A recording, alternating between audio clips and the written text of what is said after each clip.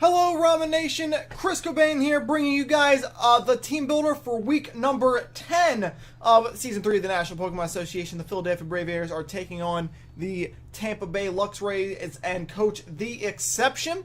Last week we suffered our second loss of the season. Unfortunately, I choked the beginning of the game by leading the trio. I've heard a crap for that all week. I did a good job of fighting back after I killed Dragonite, but unfortunately it wasn't enough. It happens. Everyone makes those kind of mistakes. It was an unfortunate loss, but we are still in the driver's seat of the division, which is nice, and we still control our destiny very much so, heading into the final stretch of the year. So this is just where we have to turn it up. I got to play better. Even games I've won, I've had poor plays, so I've got to pick it up this week, and going into the rest of the year. And try to come out as champion, man. We're still tops in the league, or one of the tops in the league, excuse me, even after the loss. So, but we don't have really any more leeway after all that. So we got to pick it up here. So without further ado, let's jump into the team build. The Exceptions team, the Tampa Bay Luxrays, as I said, is a very good one and can possibly be very annoying. Starting off with Latias. Latias is the bulkier of the Lati twins, but it is an incredible attacker as well. Obviously, it does all the same things Latios does, just a little less powerful. Draco Meteor and Psyshock are givens most of the time. He can Roost, he can Defog, he can Earthquake, it gets Calm Mind, it gets Dragon Dance, along with Dragon Claw, despite having no claws. And it also has Hidden Power Fire, obviously, which I fully expected to run for Scizor. Just because, obviously, right? Ferrothorn, one of the most annoying Pokemon in the existence of the game. Iron Barbs, Rocky Helmet, or Leftovers every time. It gets Spikes, it gets Stealth Rocks, it gets Thunder Wave. Gyro Ball and Power Whip both hit very hard. It gets Leech Seed, it can run Protect. That's what cost me last season, Chad. You guys would know that. This is the mon that cost me the semifinal match when it protected on my natural gift Gyarados. Feels bad. But he's a really annoying Pokemon. We do have ways to handle him.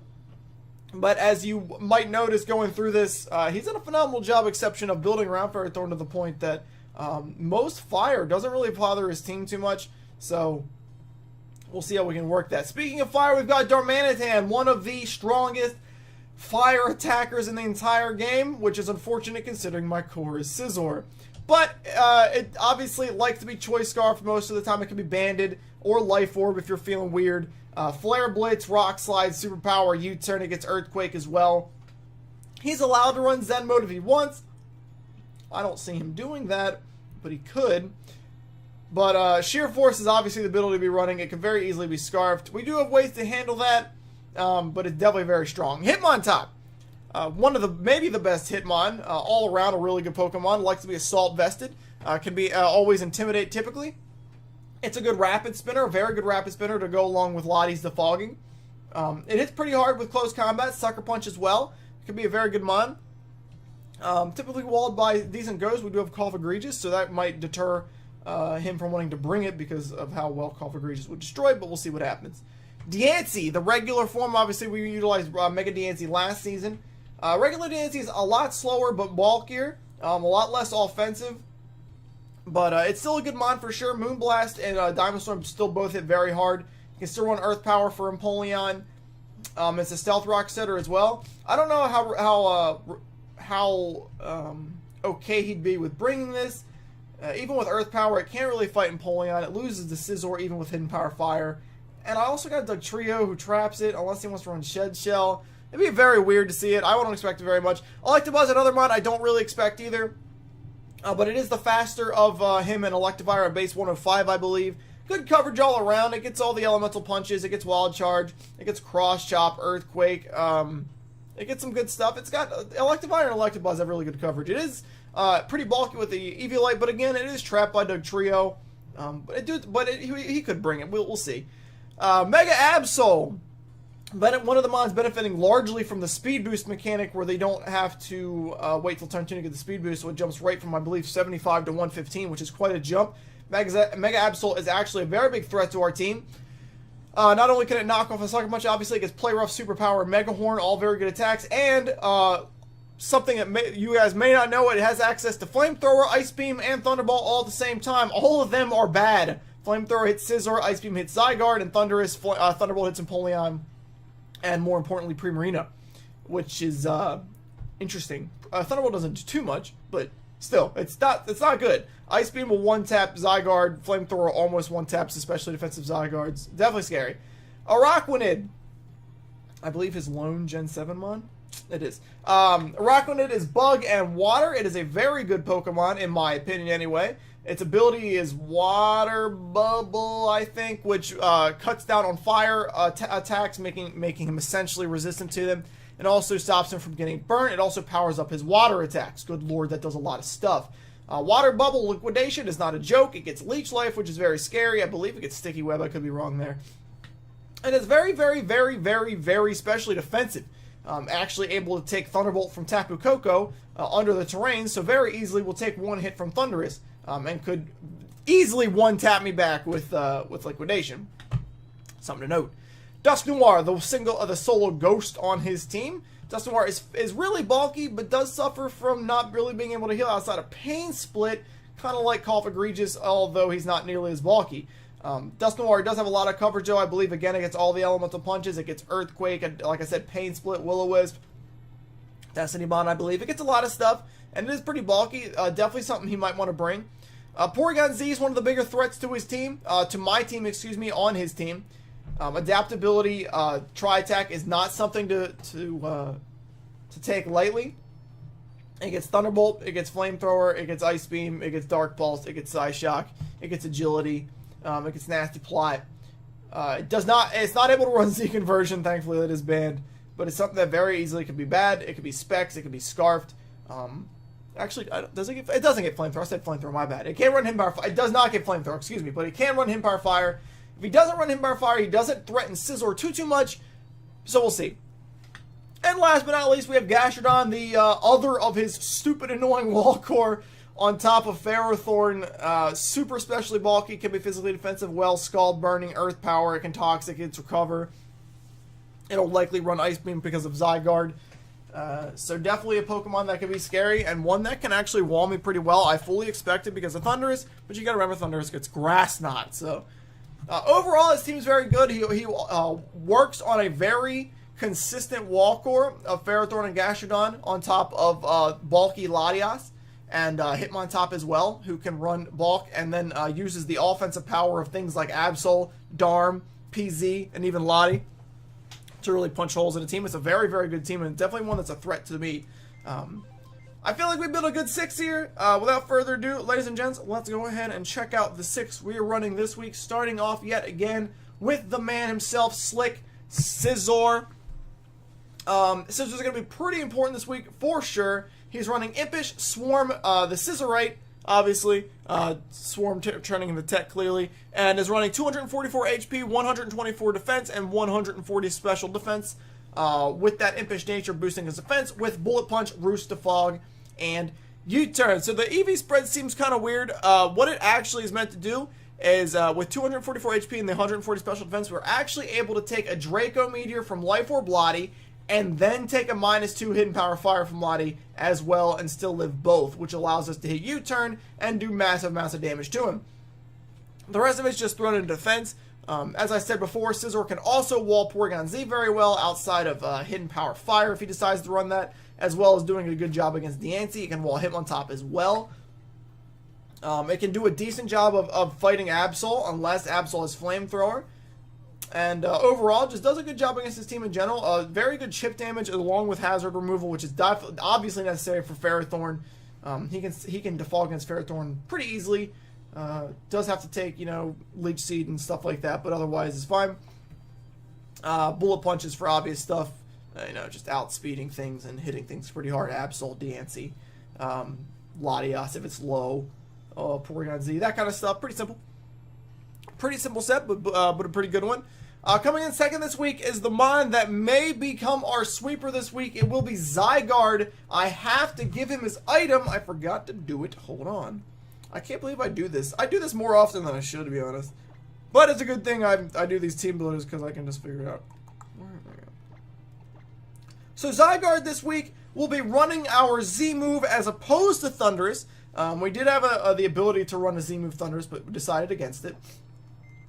But anyway, let's go ahead and check him out. I didn't actually finish his EV spread on my page for some reason. Oh, right.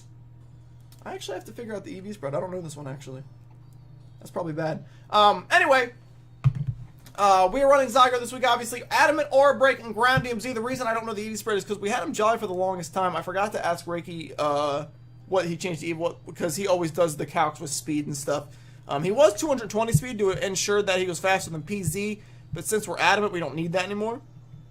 We might still be 220 in the case of a modest PZ, actually. That would actually make more sense. We're probably 220 speed anyway. 200 attack, and the rest is in defense. Zygarde is very easily, could very well be our sweeper this week. Running 1000 average Dragon Dance substitute in extreme speed. A very, very good set against the XSeption this week. We are able to set up a Dragon Dance incredibly easy against Ferrothorn, Hitmontop, or even Darmanitan. Or choice like Porygon Z, depending on what he locks himself into. And once we set up that +1, we're pretty much in business. The one thing that can do work to us is still the Ferrothorn, as it does break sub with both Gyro Ball and Power Whip, easily with Gyro Ball, obviously, since I'm Dragon Dancing. But we do have that Ground DMZ. It is for both Ferrothorn and Gastrodon. I believe it just straight one-taps Gastrodon. It doesn't quite one-tap Ferrothorn at +1. But it does do a large chunk of damage. Obviously, Ferrothorn does, the one thing it really does lack is the ability to heal reliably. So a big Ground DMZ, 1000 arrows at +1, while not killing, will definitely do a lot of damage. And could definitely secure us a win if we can chip that Ferrothorn away. Because it is a threat. It is definitely a threat. But at +1, we do a lot of damage to this entire team. Lottie can take a +1000 arrows. But can't switch in on it, obviously. Everything else just pretty much gets obliterated. A Rockland actually can fight a little bit. We can sub against Dusknoir, predicting Will-O-Wisp, that kind of stuff. And E-Speed just kind of cleans up, even if we don't get the Dragon is up, it does a massive amount of damage to Mega Absol, even if I'm at +1. Same thing, the Latias, if we chip it a little bit. Stuff like that definitely doesn't want to eat the extreme speeds, especially if we are +1. So Zygarde should do a lot of work this week. It is not nicknamed because he gave me the first one. It was Power Construct, so he forgot to nickname the second one, but that's okay. Coming in third this week is the third of the trio. We're never not running him, chat. It is going to be Thundurus, my man, Raigeki. And this one is going to be a pretty cool set. I don't believe we've run Choice Scarf this week. He's running Timid, Choice Scarf, and Volt Absorb, obviously running 44 defense, 252 special attack, and 212 speed, allowing him to outspeed Choice Scarf Darmanitan, which is very, very likely. He's running Thunderbolt, U-Turn, Grass Knot, and Incinerate. That is not a mistake, ladies and gentlemen. He is actually running Incinerate. Incinerate is actually 60 base power, which is as strong as Hidden Power, and hits Ferrothorn pretty hard. I believe it 2-taps him, which is pretty crazy, because he's not going to be expecting that, for sure. He'll view Ferrothorn as okay, other than Focus Blast, obviously. Thunderbolts for general damage, obviously, mainly. It baits in Darmanitan and does a lot to him. It also hits Hitmontop pretty hard. It hits Absol very hard. It hits Lockwood very hard. Hits Porygon very hard, obviously. U-turns for general momentum. We are faster than this entire team, aside from Choice Scarfed Latias, which would be weird, but okay. And also Agility Porygon's even faster. Grass Knots for Gastrodon, Incinerates for Ferrothorn. That's pretty much it. Thunderbolts for everything else, except for Electabuzz. But whatever. Really would set. It's going to be tough to work around, to play around with this, because it is choice locked. He does have a lot of walls. I'll have to predict really well with the Thundurus set. I'll probably be more likely U-turning more often than not with this to gain momentum on when I know he's going to switch, because I'm never really going to be sure, especially at the beginning of the game, what he feels is the better switch into Thundurus. Obviously, Thundurus gets focused, so Ferrothorn will fear that. It gets Grass Knot. Obviously, I'm running it. So Gastrodon's going to fear that. So I don't know which one he'll decide is the better wall, because I expect both fully. So I can U-turn and try to gauge which one he feels like is the better switch in, and then kind of make my prediction later in the game off of that. Kind of the plan.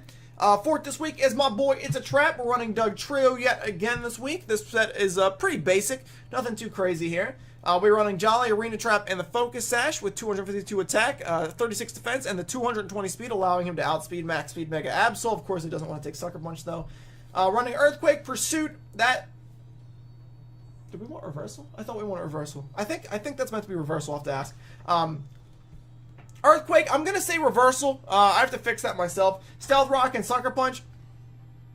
Earthquake, mainly this thing is meant to trap, obviously, Diancie more so than anything else.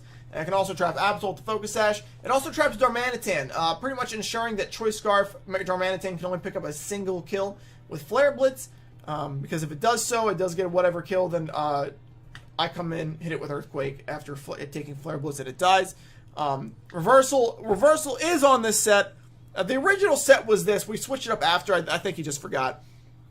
But Reversal is on there for Ferrothorn and Absol. It allows me to take a Sucker Punch from Absol with the Focus Sash. If I don't have to take him from Darm, one tap back with Reversal. And when we're at 1 HP, we can come in against Ferrothorn and we can sacrifice ourselves by reversaling, die to the Iron Barbs. But that reversal, considering I'm pretty sure he'll be especially defensive, so he has a better chance of walling Thunderous, though he could be physically defensive for Zygarde, I don't know. Either way, reversal at 1 HP will do a lot of damage. And like I said before, Ferrothorn does lack in healing quite a bit, so a reversal could be very big. Stealth Rock, obviously, it's Stealth Rock, you need it on every team. And Sucker Punch for Lottie, more so than anything else. That's what Pursuit was for too, but we figured that we can force out Lottie. If we can force out Lottie using Sucker Punch, that's just as much as a win as hitting with Pursuit. So we're good with that. Fit this week is Primarina, and yet again we are running max defense on it because there's always a Pokemon that keeps us from running specs. This week is Darm. What are you going to do? It is max defense, 252, 252 HP in defense, 4 special attack with the Bold Nature. Torn, obviously, a leftover. It's running Scald, Energy Ball, Hidden Power, Fire, and Moonblast. So it is pretty much a specs set in terms of moves, but it's just bulky instead. Scald obviously just does general power, burn damage. Moonblast hits Lottie very hard, almost one taps it, one taps Absol, does a lot to everything else on the team pretty much. Energy Balls for Gastrodon, Hidden Power Fires for Ferrothorn. You can see how we kind of game plan around these. Primarina is actually pretty important because it does do a lot. Gastro can't fight it at all. Ferrothorn can only if it's carrying Power Whip. But even then, he doesn't want to take Hidden Power Fires. And I could come down to a situation this week where I do let Primarina die automatically to Hidden Power Fire the Ferrothorn. That way, Ferrothorn goes into range of +1 regular 1,000 arrows. Because if I can put him in range for +1,000 arrows, that means I can save the Grandium Z for Gastrodon, which one taps. Then I pretty much sweep his entire team. Which is nice, actually. Assuming Lottie's chipped as well, actually. But that shouldn't be too hard to do, to be honest with you. So Premier is pretty pivotal as per usual. Unfortunately, no specs again. We will get that 1 week, I swear. And we round off the team this week with Azelf. This slot was originally Swellow, but with the combination of Ferrothorn, we do have Heat Wave, but a Gastrodon as well. We couldn't really get him going too much in the test battles, so we decided to switch it to Navi instead. We did go away from Azelf at first because of Pursuit Mega Absol. We figured the Cobra Bear was our MVP item for last season, so we'll run it this week. And Azelf makes a much better Pokemon, I feel, than Swallow this week. So we're running Timid Levitate, obviously, with the Cobra Berry. Running 26 defense, 252 special attack, and 220 speed, which makes him faster than Latias, but slower than Absol, which is useful because it means Pursuit won't be strengthened when I U-turn because he'll go first. That is actually very important. We do not want to be faster than Absol. So he'll Pursuit. It'll cock the Cobra Berry. U-turn will do a decent amount. It does about 50-ish%, which puts him in range for Bullet Punch, which is very, very nice. Psychic is obvious for general power. Hitting Hitmontop, hitting Darmanitan, hitting Diancie, stuff like that. Flamethrower, we've done this already. Flame is for Ferrothorn, Energy Balls for Gastrodon. We game plan for those guys really hard this week because I feel like he's going to bring both, and he's going to try to wall the crap out of me with them. But as long as we're running what we're running, we should be able to do a very good job of fighting everything off pretty well. And that's it. That is the team this week, ladies and gentlemen. It's going to be a tough fight. XSeption's a good battler. I believe he's also 4-4, just like Choice Specs was last week when we lost to him. But he's a good battler, definitely, and he's got a very good team, and it's one that definitely can put up a fight against me. If we can break the wall cord down of Pharaoh and Gastrodon, I don't have any problems this week. We can easily do work with Thunderous. If we don't have to worry about them coming in and walling Thunderous, it'll just run through his team. And I think we'll be good this week. I think we got a good team this week, and I think that I should be able to pick up the win, and get back on the winning track, boys, because we need to. We definitely need to. Thank you guys for watching this week. I do appreciate it. Match comes out tomorrow as per usual on Saturday, April 29th. So make sure you guys check that out as per usual. Hopefully we can get back to our winning ways and just win all the way up into the playoffs. That'd be nice. But thank you guys for watching today. I do appreciate it. I'll see you guys in Week 10 as the Philadelphia Braviaries take on the XSeption and the Tampa Bay Luxrays. All right? All right, peace, Ramen Nation. See you guys in Week 10.